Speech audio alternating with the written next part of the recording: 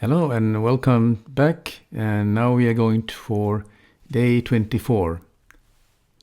And in day 24, we're going to talk about something a little bit different, which is relating to self-care conundrums.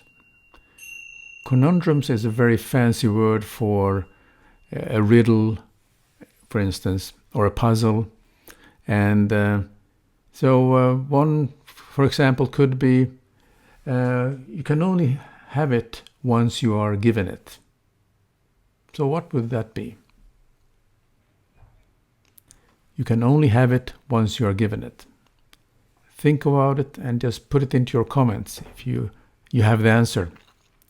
And that will be the challenge for you to put the riddle in here, or a self-conundrum, which is kind of a life wisdom you want to share with your audience. So give it a try, and we'll see you tomorrow.